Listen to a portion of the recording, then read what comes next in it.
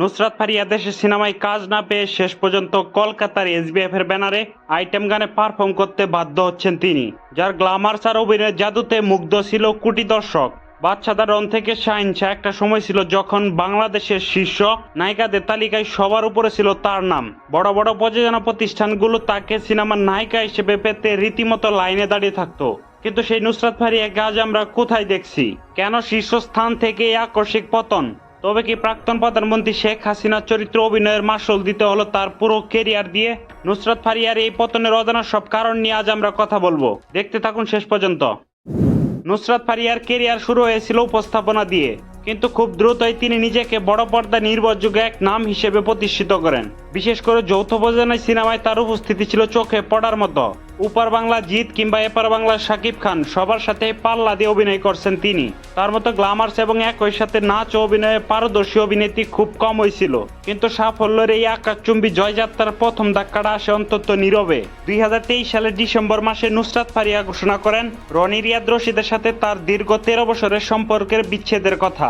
দীর্ঘদিনের এই সম্পর্কের সমাপ্তি মানসিকভাবে তাকে অনেকটাই ভেঙে ফেলে। শোবিজ জগতের চাকচিক্যের আড়ালে শুরু হয় এক অস্থির জীবন। অনেক সমালোচক মনে করেন ব্যক্তিগত জীবনের এই অস্থিরতা তার ক্যারিয়ারের মনোযোগ কিছুটা ব্যাঘাত ঘটিয়েছিল। তবে এটি ছিল কেবল শুরু, আসল বিতর্ক তখনও বাকি ছিল। একই বছর মুক্তি পায় বহুল আলোচিত সিনেমা মুজিব একটি জাতির রূপকার। এই সিনেমায় শেখ হাসিনার চরিত্রে অভিনয় করেন নুসরাত ফারিয়া।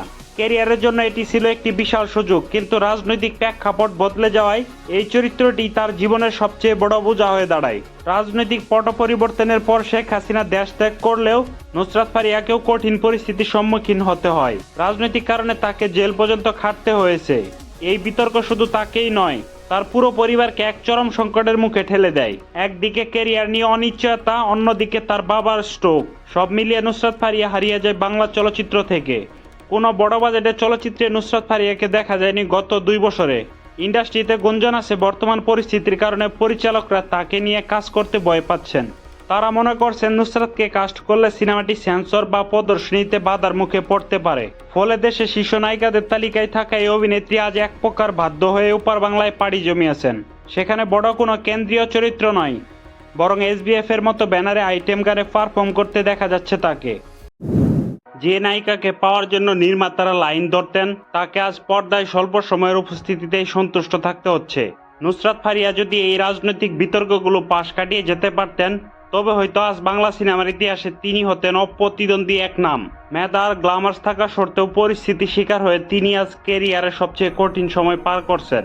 দর্শক হিসেবে আপনাদের কি মনে হয়, নুসরাত ফারিয়া কি পারবেন আবারও ফিরে আসতে, নাকি আইটেম গার্ল তকমা নিয়েই তাকে সন্তুষ্ট থাকতে হবে? কমেন্ট বক্সে জানান আপনার মতামত।